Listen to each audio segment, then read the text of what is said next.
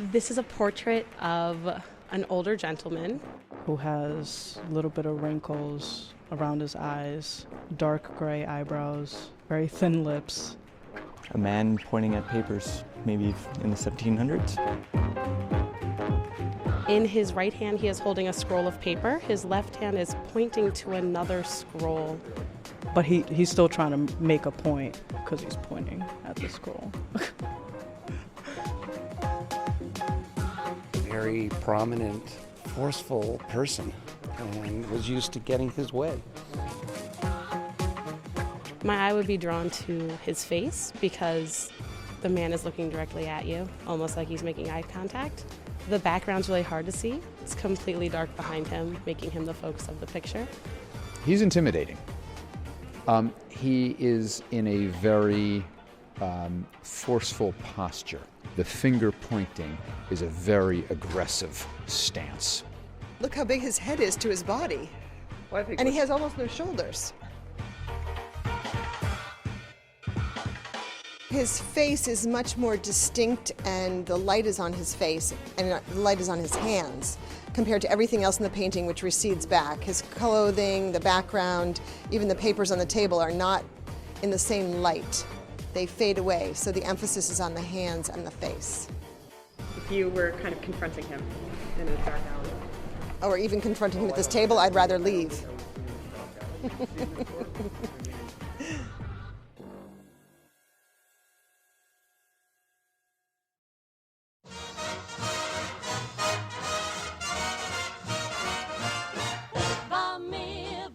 This is The Lonely Palette. I'm Tamara Vishai.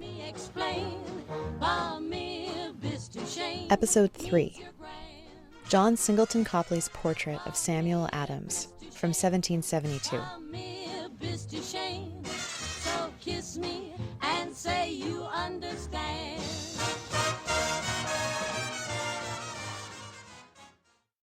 John Hartfield, the Weimar German artist and overall upstart, once said that the purpose of propaganda was ultimately to make itself obsolete. If you think about it, this actually makes complete sense. If propaganda is really effective, then the cause that it's working towards will eventually, for better or for worse, be won. Therefore, there's no more need for the propaganda. Its work here is done.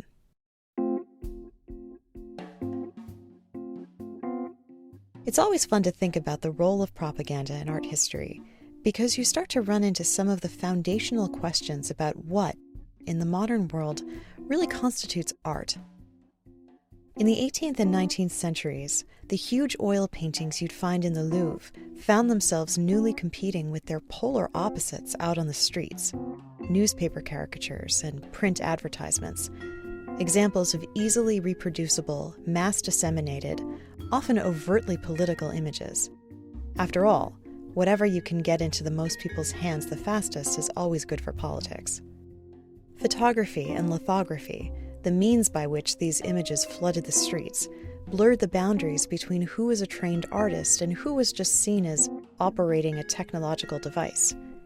Fine art and popular art were fascinated by each other, so much so that they began seeping into one another.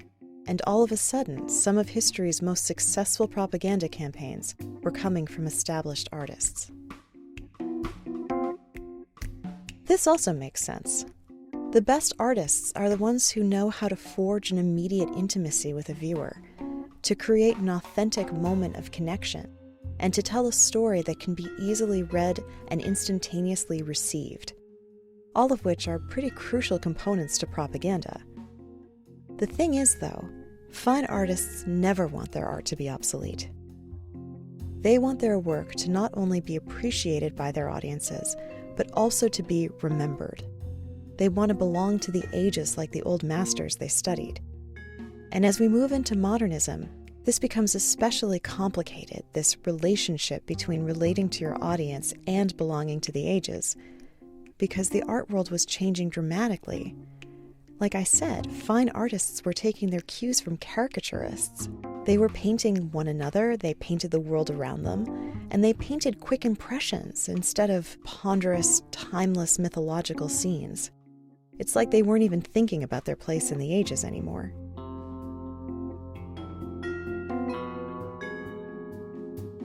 Unfortunately, the critics were. In his 1863 essay, The Painter of Modern Life, the French critic Charles Baudelaire looked around his impressionist Paris and described this complication, this fraught relationship between belonging to your time and to the ages.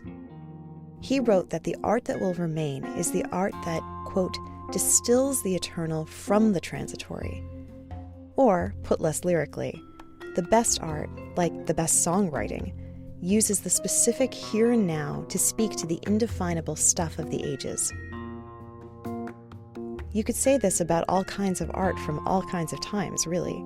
I mean, call me the daughter of baby boomers if you must, but I'm fairly certain Bob Dylan will be relevant to the struggles of any generation.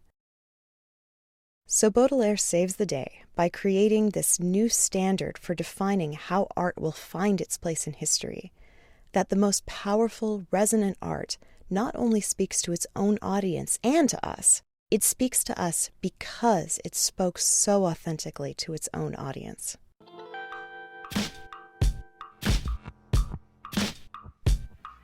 So this brings us back to propaganda.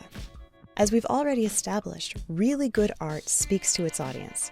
And really, really good art also speaks to the ages, because really, really good artists draw on both their contemporary society and a deep institutional knowledge of the old masters.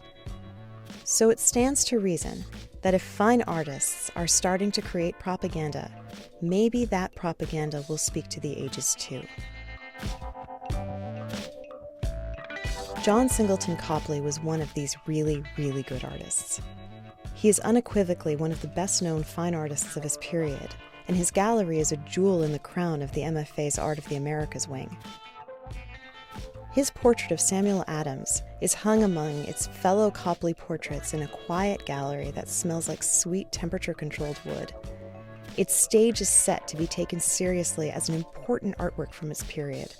It's surrounded by Paul Revere's silver and restored Federalist furniture.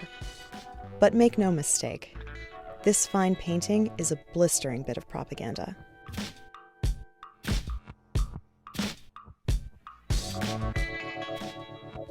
The story this painting is telling is what Copley and Adams would have considered Adams' finest moment.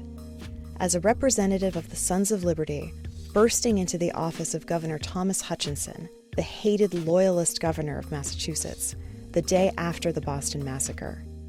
His right hand is wrapped around a petition signed by the aggrieved citizens of Boston to remove the British soldiers from the colonies. His left hand is pointing sharply at the charter and seal, signed by King William and Queen Mary, granting Massachusetts as an independent colony. The painting was completed in 1772, 2 years after the massacre, and was commissioned by John Hancock to hang in his living room, where the Sons of Liberty regularly met. It was a shrewd political move on Hancock's part.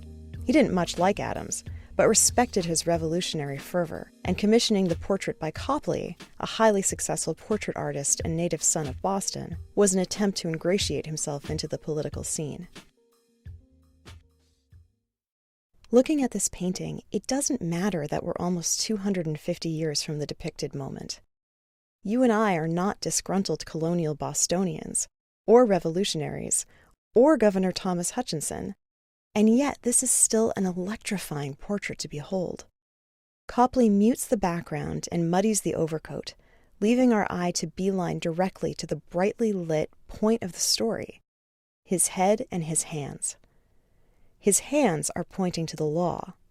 The expression in the oversized head tells us not only that he means business, but he knows what he's talking about, and I'll come back to that.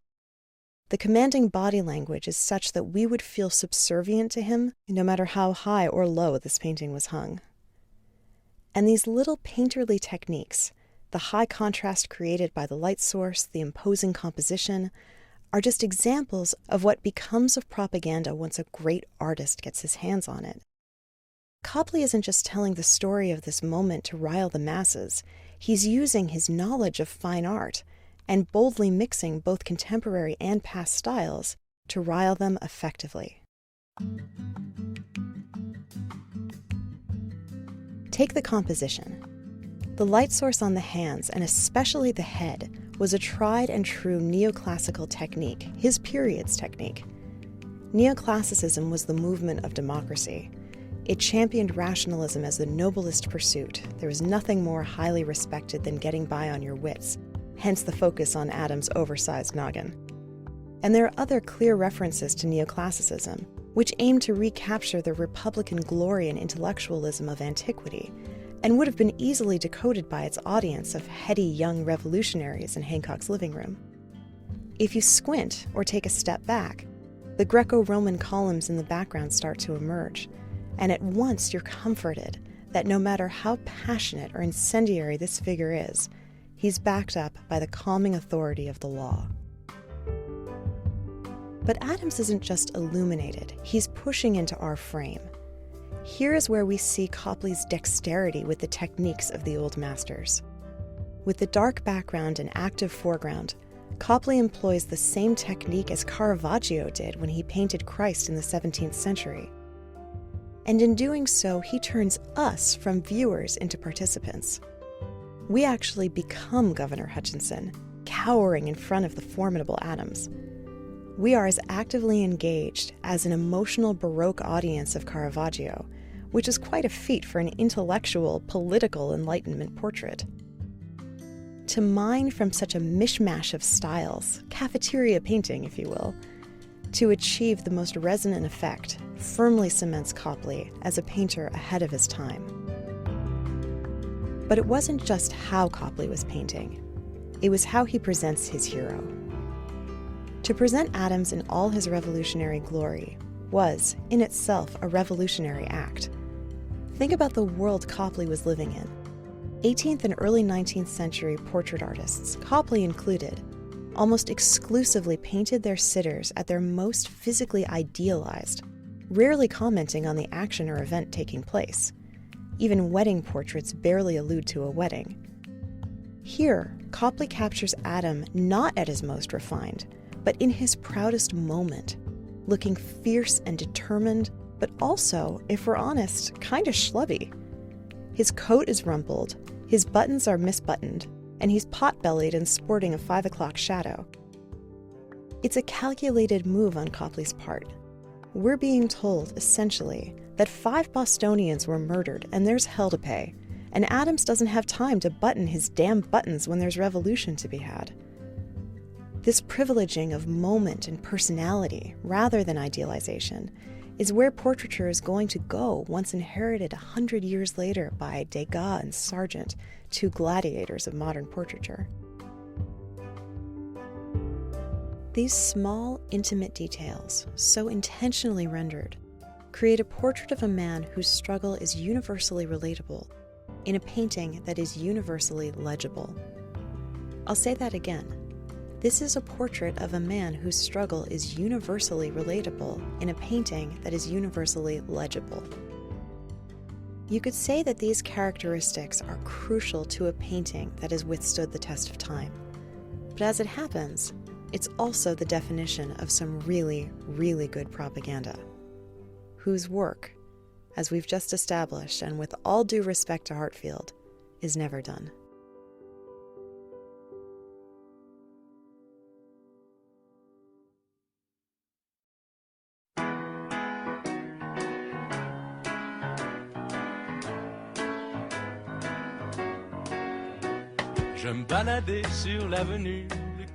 Special thanks to Debbie Bleacher and the intrepid museum goers at the Museum of Fine Arts, Boston. For more information, previous episodes, and all of the images, go to thelonelypalette.com. Aux Champs-Elysees, aux Champs-Elysees, au soleil, sous la pluie, à midi ou à minuit, il y a tout ce que vous voulez aux Champs-Elysees. Next time on The Lonely Palette. When I look at this painting, I see 3 women in this picture, and their faces are sad. Almost as if they've just come from a funeral. So it's not just her face, but it's her whole body. Looks like she's perhaps is in mourning. And then what pops out is the women in the painting's faces. They're very pale, and there's like a light shown on them, so you can almost see the sadness and dark in their eyes. The daughter's grieving together, but the mother alone in her grieving.